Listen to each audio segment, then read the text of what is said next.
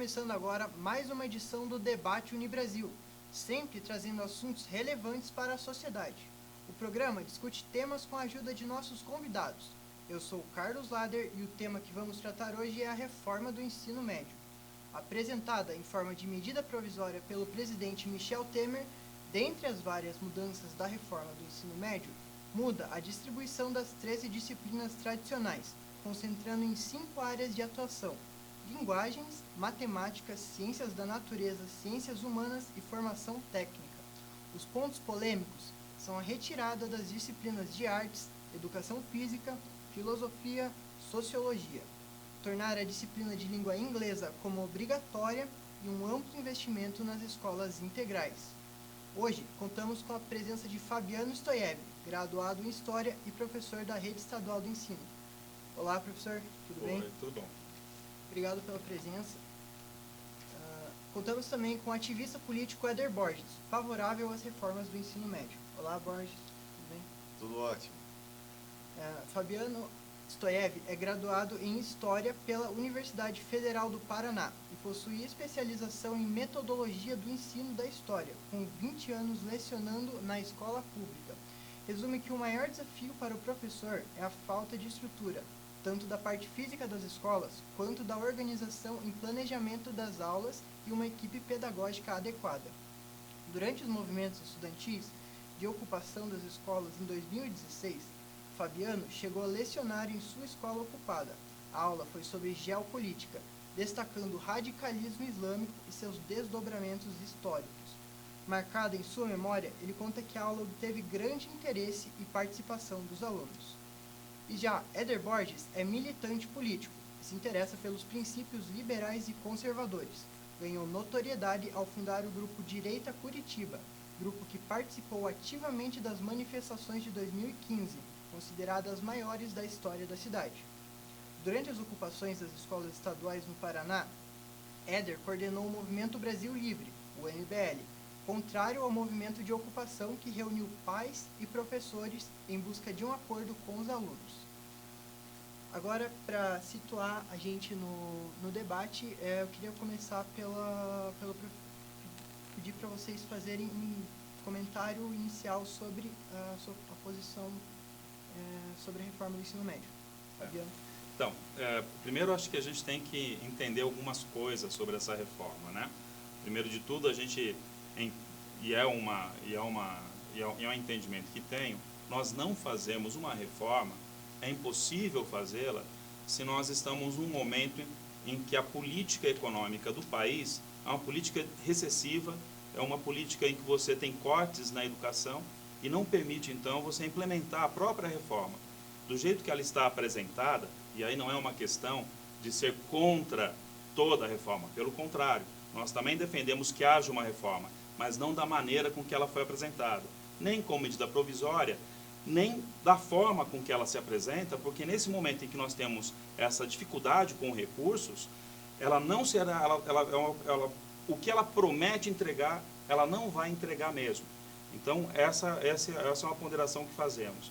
O que foi dito aqui em relação às disciplinas, por exemplo, nós não teríamos disciplinas de artes, ciências sociais, educação física. Não é verdade. Na verdade, elas estão incluídas na reforma, mas como componentes curriculares não obrigatórios, organizados disciplinarmente.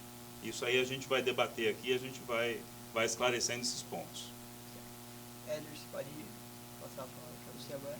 Então, já começo retificando, eu não sou favorável a essa reforma. Como várias outras reformas do governo Temer, eu penso que são reformas pouco relevantes, tá? que não causam mudanças profundas e substanciais na realidade brasileira. E concordo com o professor quando ele diz que, justamente no momento de recessão, gastar tanto dinheiro para fazer uma reforma como essa, eu realmente questiono isso. Eu acredito que as reformas educacionais que podem e que, na verdade, devem ser feitas no Brasil são muito mais profundas do que essa que nós podemos conversar aí na sequência do debate. Certo. Agora, começando a primeira pergunta, vamos direcionar para o professor Fabiano. Quais as principais mudanças que essa reforma vai trazer dentro do ensino na prática? Então, essa reforma, ela vem no sentido, e aí a crítica que eu tenho a ela, como ela está sendo feita, né? Já falei aqui da questão de ser colocada enquanto uma medida provisória, quando um debate já estava se organizando, e isso atropela e interrompe a própria discussão do projeto de lei, que já estava em processo já dentro do Parlamento brasileiro. Agora, com a implantação dessa reforma, tal como ela está sendo apresentada, o grande receio que nós temos é ela reforçar as desigualdades educacionais do país, no sentido de reforçar uma escola de qualidade para determinados segmentos da elite brasileira e para a educação pública, para os filhos dos trabalhadores, para a classe, para os pobres do país, você empurrar uma formação apressada, profissionalizante e precariada.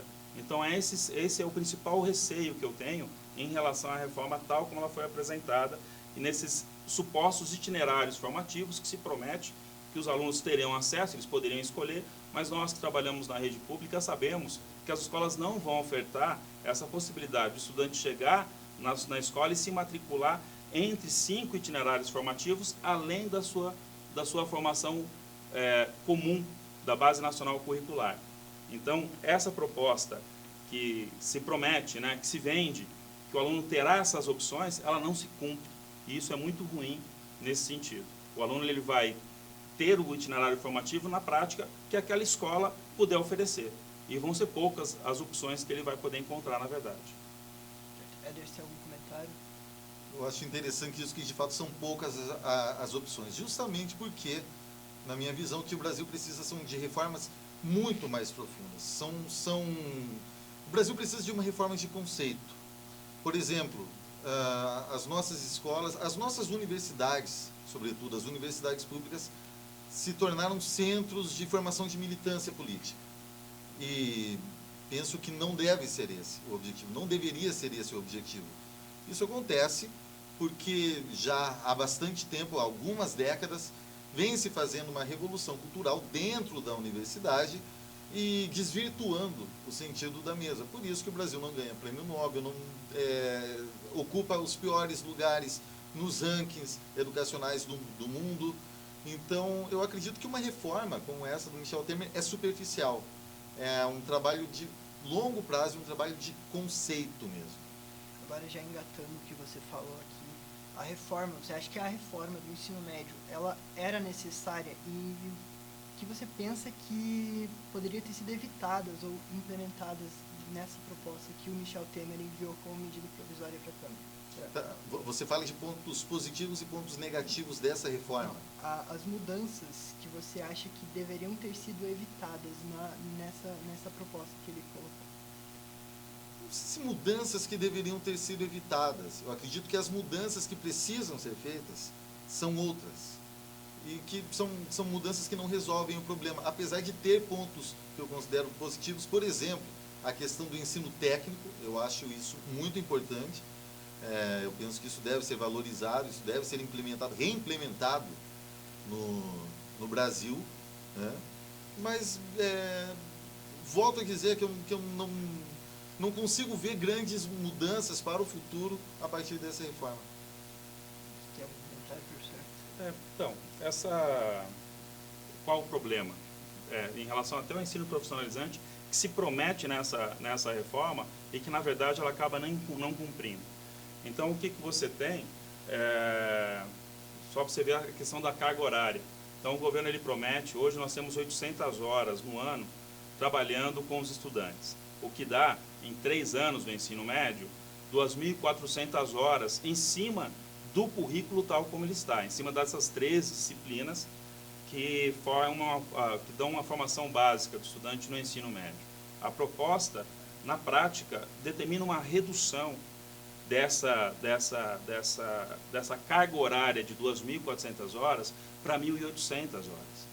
Não só ela reduz essa carga horária para 1.800 horas, mas ela concentra em português e matemática a sua especificidade de trabalho mesmo pedagógico. As únicas disciplinas consideradas dessa maneira é português, é a matemática, é a língua inglesa, o que retira as outras opções de língua Nós temos um país com uma diversidade, com uma fronteira muito extensa. Nós temos escolas que ofertavam ensino de espanhol, porque faz sentido em algumas localidades o ensino de espanhol, e, no entanto, você retira isso, tornando obrigatória a presença exclusiva da língua inglesa, tirando a autonomia da escola frente ao contexto em que ela vive, a decisão sobre a linguagem mesmo que ela deve ensinar. As outras disciplinas, ela dissolve numa carga horária reduzida em programas interdisciplinares. Todo o restante do tempo se daria, nós teríamos espaço para a formação profissional. A outra carga horária restante, além das 1.800 horas, seriam dedicadas a essa formação profissional.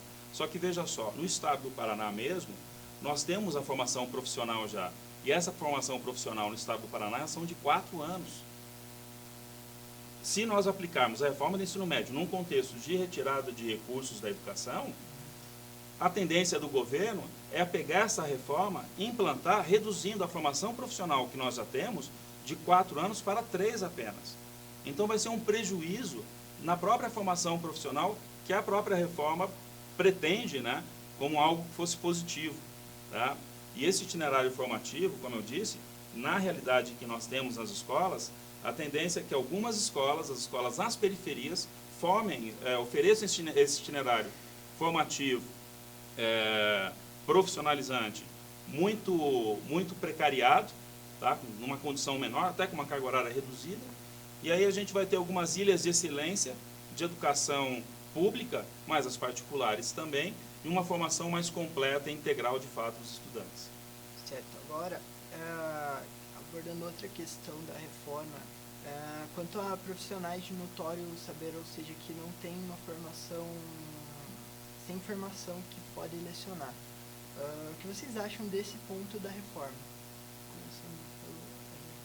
Eu não vejo problema nenhum. Eu penso que se for alguém competente, alguém que tenha, de fato, conhecimento, que tenha algo a agregar, eu vejo isso de forma positiva. O problema que nós entendemos, né, nessa formação, hoje um professor que trabalha na educação profissional no estado do Paraná, que forma, né, no ensino médio profissionalizante que nós temos, na educação técnica que temos, esse professor ele tem uma formação pedagógica também. Além da sua formação técnica na sua área, do seu conhecimento, ele tem essa formação profissional. Ele tem essa formação pedagógica. Isso é importante para ele entender a tarefa dele enquanto educador e interagir com o conjunto dessa formação. Nós estamos falando de formação integral. E formação integral implica em você desenvolver vários aspectos cognitivos, vários aspectos emocionais desse estudante, aspectos físicos desse estudante. Inclusive a reforma, ela traz exatamente, ela fala que isso deve ser ofertado. Só que quando você pega na formação profissional dele, e essa pessoa que vai trabalhar ele profissionalmente não entende o conjunto das outras formações, do processo pedagógico num todo, fica muito mais difícil ele interagir com o conjunto para a formação desse estudante. Certo. O debate está muito bom, mas nós precisamos fazer um rápido intervalo. Voltamos já.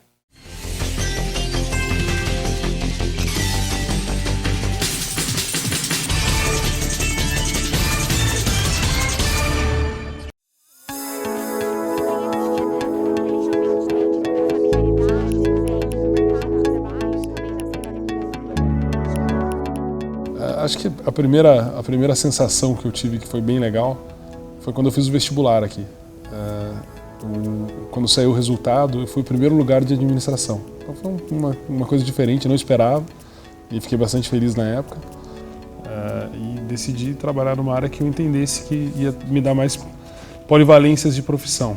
E acabei escolhendo a administração, a primeira turma, inclusive, de administração da Unibrasil. Os 4 anos foram muito legais, eu pude viver um pouco da transformação da universidade e pude fazer parte da construção do corpo docente, conhecer os professores nos primeiros anos deles aqui dentro. Então pude conviver com isso tudo, a experiência de sala de aula sempre foi ótima. E como ela tinha esse respaldo na área do jurídico, na área de direito, isso acabou trazendo um respaldo para a área administrativa pela seriedade que a instituição conduzia o ensino superior. E me supriu em todas as lacunas que eu precisava para o começo da minha carreira. Sempre tive um ótimo relacionamento, lembro de alguns professores e o mais legal é ver que todos eles tiveram carreiras boas, além da carreira docente, tiveram sucesso nas profissões que seguiam alheias à universidade. Então mostra que o corpo docente da instituição é realmente muito efetivo. A formação foi muito importante, primeiro por toda a vivência do dia a dia, nas apresentações, na construção do TCC, ou seja, todas as etapas que você passa aqui dentro, você em algum momento usa isso na carreira. Sem dúvida, durante os 4 anos, foi a certeza de que eu estava num lugar que ia me levar para algum caminho diferente. E quando eu peguei o canudo, quando fui graduado na formatura, a realização pessoal de estar formado foi muito legal. Eu vou falar uma frase que é clichê, tá? Que é só a educação transforma a vida das pessoas. Se você está entrando no vestibular agora, acredite, porque é o que vai transformar a vida da tua vida e a vida das pessoas que convivem com você daqui para frente. No Brasil já está consolidada, tem uma história construída, tem profissionais que saíram daqui, que têm resultado, têm sucesso. Se fosse para começar de novo, começava, sem dúvida, não teria problema algum.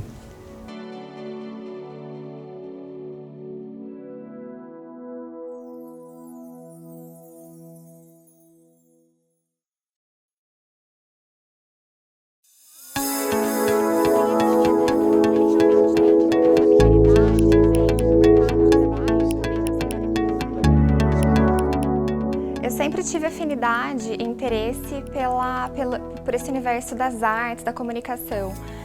Eu pesquisei a grade de várias faculdades e eu fui lendo as ementas, né, aquelas que tinham disponíveis no site, e também eu fui conversando, mandava e-mail, trocava vários e-mails com os coordenadores. E eu percebi que a coordenação do meu curso respondia assim com bastante clareza, tinha muita prestatividade, e isso me chamou muita atenção. É muito claro, muito nítido assim essa responsabilidade, essa preocupação com a formação do aluno, sabe? A Unibrasil conseguiu proporcionar tudo o que a gente precisava assim no curso, os estúdios, os laboratórios. E aqui na Unibrasil eu contei com professores muito bons, professores que tinham experiência, têm experiência fora, né? Porque graças ao que eu aprendi aqui, as pessoas que eu conheci, o contato que eu fiz aqui, eu tô conseguindo chegar onde eu realmente gostaria de ter chegado. Tem esse facilitador de ser uma instituição muito próxima do aluno, assim, de ajudar realmente, de estar preocupado em fazê-lo crescer, estar preocupado em fazê-lo alcançar os seus objetivos. Eu acho que isso agrega um valor assim, muito grande para o estudante, né, nessa fase de procura. E com relação à instituição, eu acho que a proximidade com os professores, com a coordenação e o que essa faculdade representa para o mercado de trabalho, isso também deve ser levado em conta.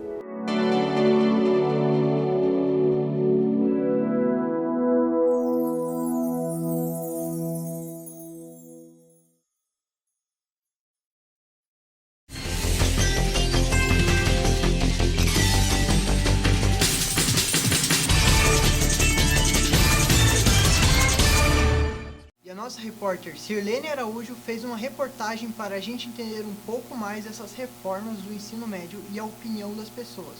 Confira agora. É isso mesmo. Enquanto o pessoal do Debate Unibrasil está aí com os entrevistados no estúdio comentando a reforma do ensino médio, eu, Sirlene Araújo, estou aqui de fora tentando entender um pouquinho mais a opinião de quem está diretamente ligado com o assunto. Eu estou aqui com o professor Luiz Prado, ele que já leciona na rede de ensino público, né, há mais de 20 anos. É isso mesmo, Luiz Prado? Isso mesmo. E me diz uma coisa, o que você acha da reforma, então, do ensino médio? De que forma você acha que isso vai influenciar na vida dos professores e na vida dos alunos? Primeiramente, na vida dos professores. De que forma você vê a reforma do ensino médio, essa proposta de reforma? Olha, a reforma do ensino médio, ela representa o sucateamento e a precarização do ensino em todo o Brasil. Então, para nós professores, ela impacta diretamente no momento em que ela limita as disciplinas a serem trabalhadas, quando privilegia somente história, português e matemática, e quando deixa de privilegiar outra disciplina que desperte a consciência crítica, como, por exemplo, sociologia, filosofia, história, geografia. Então, ao não mais tornar obrigatório essas disciplinas do ensino médio, priorizando somente matemática e português, então, ao longo do tempo, os alunos deixarão de ter a consciência crítica, né? E quanto menos críticos, mais fácil a sua manipulação. E essas são as disciplinas, inclusive, que você leciona, né? Sim, essas são as disciplinas que eu trabalho. E com relação aos alunos, você já comentou que isso pode afetá-los, né, diretamente, porque não deixa eles terem esse refletir, né, sobre outros assuntos da área mesmo, ficar só com exatas, que é matemática, né, e a disciplina de português. Então, de que forma você acha que isso pode influenciar daqui a um tempo na educação do Brasil mesmo? Então, para começar, a gente tem que fazer algumas análises, né? Então, o que representa a reforma do ensino médio? A reforma do ensino médio hoje, pela PEC 257, que é considerada a PEC da morte, né? Então, ela representa, ao mesmo tempo que a reforma exige a educação em tempo integral, 3.200 horas anuais, hoje é 2.200. Ou seja, você aumenta a carga horária ao mesmo tempo que você diminui investimento. Então, ou seja, há um contrassenso. Segundo, que a reforma do ensino médio, ela, embora já esteja valendo, eu acredito que nenhum estado tenha adotado a reforma na sua íntegra. Então, eu não tenho conhecimento que alguma escola realmente tenha ofertado para os alunos a escolha de disciplina. Então, por exemplo, eu vou fazer vestibular na área de exatas, então eu gostaria de fazer a carga horária de matemática muito maior do que, digamos que, a de história, que é de filosofia, sociologia. Então, por enquanto, eu vejo que os alunos não têm autonomia de escolha. Segundo, o governo agora baixou uma diretriz autorizando que o ensino seja ofertado na modalidade à distância. Então, na ordem de 40%. Então, vejam, além de não ter um investimento maior que exigiria, ou seja, o investimento ele passou a ser menor e agora ele está dando a possibilidade de o ensino ainda ser precarizado na forma de educação à distância. Então, se hoje no ensino regular os alunos já têm uma dificuldade de acompanhamento, então imagine agora com o ensino 40% à distância, isso no regular, e se for na educação de jovens e adultos, que é onde eu trabalho, então ele pode ser feito 100% à distância. Então nós vemos que isso é um retrocesso muito grande, né? Então, para a educação. Então, quando você pega e vê que o governo lança pesquisas que 72% das pessoas que conhecem o ensino médio aprovam, você não vê que essa pesquisa em nenhum momento. Eu conversei com meus alunos perguntando para eles, vocês participaram em algum momento dessa pesquisa? Eles nem sabiam da pesquisa, que dirá que 72% aprovam. Então, quando você vê que existem muitas falácias do governo dizendo que o ensino médio é para dar autonomia ao aluno, o ensino médio é para que eles tenham mais tempo estudando, que o ensino médio vai ter mais investimentos, na prática você vê totalmente o contrário. Então, quando você vê essas coisas na realidade, então, que é diferente da teoria, você não pode ser a favor do ensino. Então estamos aqui com mais um professor da rede pública de ensino, Everton Stort. Everton, há quanto tempo você leciona e qual disciplina? Eu leciono há 8 anos a disciplina de língua inglesa. Tá certo. E me diz uma coisa, o que você está achando da reforma do ensino médio? De que forma você acha que isso vai atingir os professores? Bom, tem seus aspectos negativos e positivos. Os aspectos positivos que seria a mudança aí para melhor, uma tentativa de melhorar a educação no Brasil, e aspectos negativos que a diminuição dos professores, né? Professores saindo da sala de aula por essa diminuição de carga horária. Tá certo. E saiu mais um decreto agora com relação ao ensino à distância, né? Dizendo que 40% das aulas terão que ser de educação à distância, EAD, né? O que você acha, de que forma isso vai refletir para o aluno? Bom, essa modalidade está sendo bastante, assim, tem bastante faculdades que estão abrindo essa modalidade, que é a educação à distância. Para aquele aluno que não tem tempo, aquele aluno que trabalha e que não tem tempo de fazer uma modalidade presencial, ela vai para a modalidade à distância. Mas, assim, diferente da modalidade presencial, que você tem que ir presencialmente todos os dias e com o professor, né? Diretamente com o professor. E a modalidade à distância, você vai assistir as videoaulas e tirar dúvida com o tutor, né? No caso, do curso à distância. E você acha que isso vai acarretar uma aumento de dispensa de professores, já que um único professor pode gravar aula para vários alunos, para várias turmas? Como você falou, por exemplo, uma disciplina aí, a disciplina de psicologia, um professor pode dar aula para diversos cursos, não só um curso, mas diversos cursos. Aí isso diminuiria o professor de algumas áreas, né? Tá certo. Então vamos ficando por aqui e vocês aí do estúdio. Sirlene Araújo para o Debate Unibrasil. Continuando aqui com o nosso debate, professor Fabiano, vamos falar sobre a formação técnico profissional. Qual a opinião de vocês sobre esse tópico da reforma? Então, aí é o problema dessa proposta. Como eu disse, tal como a proposta se apresenta, aplicada aqui no estado do Paraná, implica, na verdade, na redução de uma formação técnica que nós já damos já com uma carga horária maior, inclusive, e com professores que atuam e que têm uma formação, além da sua formação técnica, a sua formação pedagógica. A reforma ela vem no sentido de apresentar uma terceirização exatamente dessa formação profissional, em que o aluno pode cumprir a carga horária num outro espaço que não em espaço da escola. Não há nenhum problema em relação a questões de estágio e tudo mais. O problema é você colocar isso e privatizar esse setor, essa atividade, que é uma atividade da escola, sem um compromisso com a qualidade da formação desse estudante. Nesse sentido, você pode estar precariando a relação dele, da sua formação profissional mesmo, porque nós não temos muito controle de como vai se proceder a formação dele fora do espaço da escola. Éder, você tem alguma coisa a acrescentar sobre essa questão do ensino integral? Bom, a questão do ensino integral ou a questão a questão técnica, né? Profissional, perdão. A questão técnica é o seguinte, bom, essa reforma vai custar quanto mesmo? Custar R$1,5 bilhão de reais. Pois é. Como o Estado terceirizaria, como diz o professor, isso, então deveria, pelo menos, diminuir os custos, né? Vejo com bons olhos, como já disse hoje, a questão do ensino técnico. Vou além, eu penso... Uma coisa que eu sinto muita falta no Brasil é a questão de laboratórios. Tá? Isso é uma questão, assim, capital para nós melhorarmos a educação. Não faz nenhum sentido estudar química, estudar física sem um laboratório, né?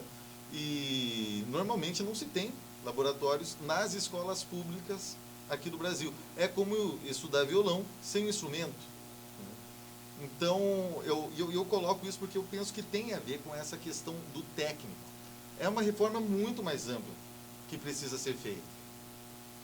Agora que você falou da questão do gasto, né? O governo estima que vai ser gasto cerca de R$1,5 bilhão de reais nesses próximos 2 anos para implementação.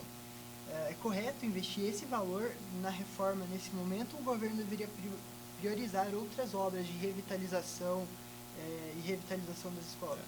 Primeiro que esse gasto aí é troco de bala perto do orçamento que nós temos em relação à educação, tá? Ele estima em gastar isso para todo o país. Na verdade, ele está preocupado com a implantação das escolas em tempo integral, para justificar inclusive essa reforma. Escolas em tempo integral do ensino médio, para apresentar algum dado que melhorou a qualidade do ensino, porque de fato agora os alunos estudam em tempo integral. Não, com esse valor você não generaliza, na verdade você cria ilhas de excelência em que você oferta o ensino médio em algumas escolas, algumas poucas instituições, mas você não generaliza com esse valor esse recurso. Com esse recurso a formação integral e o ensino médio técnico adequado. O que você tem, só para você ter uma medida, aqui no estado do Paraná o recurso para a educação era de 10 bilhões ano passado. Esse ano a gente está trabalhando com um valor de 8 bilhões apenas. Nós temos uma redução de 15% em torno do valor que é gasto com a educação no orçamento do estado do Paraná. Esse 1 bilhão, imagina, não recupera nem o orçamento do estado do Paraná, quanto mais em todo o país esse gasto. Então, na verdade, esse recurso, ele não implementa esse ensino médio.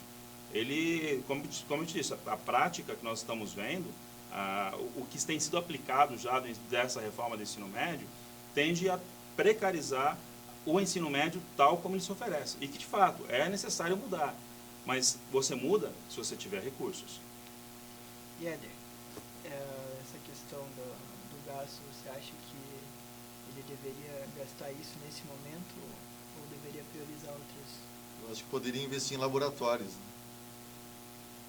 poderia se investir em laboratórios, em investir na paixão pela ciência, na paixão pelas artes, na paixão pela geografia, mapas, enfim. Nós precisamos despertar a paixão pelo saber nos brasileiros. Segundo dados do Censo Brasil, de 2018, metade das escolas de ensino médio, de fato, tem laboratórios.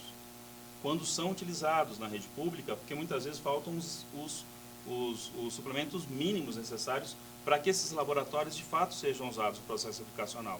Mas agora, recentemente, o governo Temer, ele vem e anuncia que parte da formação do ensino médio deve ser feita em ensino à distância, até 40%.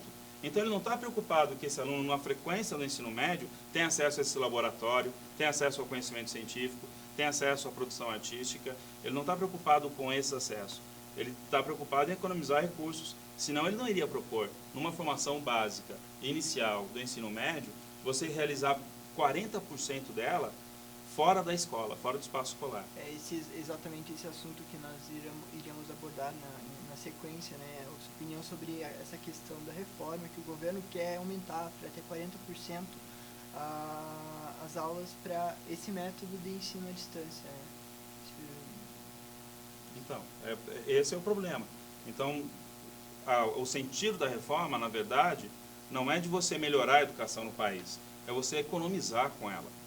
Então, você vem com uma proposta pedagógica supostamente progressista, mas na escassez de recurso que temos, o que você faz, na verdade, é você, de todas as maneiras, implementar processos que vão economizar exatamente esses recursos, precarizando a formação do estudante ainda mais.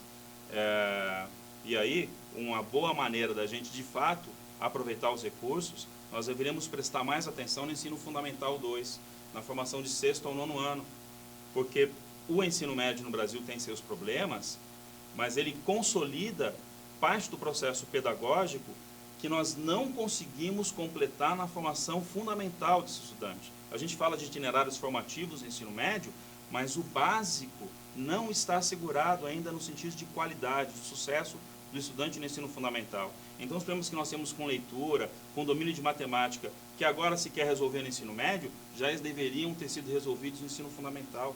E esse é o problema. Nós estamos colocando nesse processo, né, o cavalo na frente da carroça. A carroça na frente dos cavalos. No fundo, é isso que estamos fazendo. Porque onde deveríamos estar aplicando os recursos seria no ensino fundamental. E, Éder, você considera essa questão dos 40% que o governo quer colocar no ensino médio como uma forma de ensino progressista? Olha, eu até gostaria de comentar o que o professor falou. Ele falou uma coisa muito interessante, dessa questão de se colocar a carroça à frente dos bois. Eu sou filho de professora. Minha mãe já é aposentada. Quando ela aposentou, ela queria continuar dando aula, mas ela sentiu que era inviável. Por quê? Porque mudou muito a educação, as regras da educação, até chegar a um ponto em que o professor não podia mais chamar a atenção do aluno, né? Porque desenvolveu-se esse tipo de método, um método aí sim progressista no Brasil, que de progresso não tem nada. Na verdade, eu chamaria isso de regressista, e isso está matando nossa educação. Não se pode mais reprovar alunos. Então, quer dizer, as pessoas chegam ao ensino médio, à faculdade, semi-analfabetas. Esse que é o problema, entende? Então, o problema vem de antes, o problema é muito mais profundo. Não acredito que vá se resolver com esses elementos dessa reforma. Eu não tenho nada contra se fazer parte de um ensino à distância. Eu, inclusive, sou a favor do homeschooling, que é a opção de se ensinar em casa, né? Os pais mesmo ensinarem os filhos. Mas, torno a dizer, essa reforma eu acho muito pouco relevante, não trará benefícios. Não trará benefícios para a educação brasileira. Certo. Eu gostaria de agradecer pela presença aqui do professor Fabiano Stoiev e também do Éder Borges. Esse debate foi ótimo. Alguma consideração final, professor Éder? Professor? Bem, sim, quando a gente fala em educação no Brasil, a gente tem que olhá-la com bastante atenção. Nós temos um déficit com a população desse país em relação à educação, sobretudo com a população mais pobre desse país, no sentido dela ter um acesso à educação, ela permanecer na educação e ela ter um sucesso no processo de sua formação. Então, qualquer política do Estado deve tentar garantir e assegurar aos estudantes esses três fundamentos básicos da educação. Essa reforma, do jeito que ela se apresenta, ela não tem garantido isso. Então, cabe a nós, enquanto sociedade, lutarmos em defesa da educação para que haja recursos necessários e adequados, porque educação não é gasto. Educação é o melhor investimento que um país pode fazer para o seu próprio futuro. Uma consideração final, Éder? Consideração final.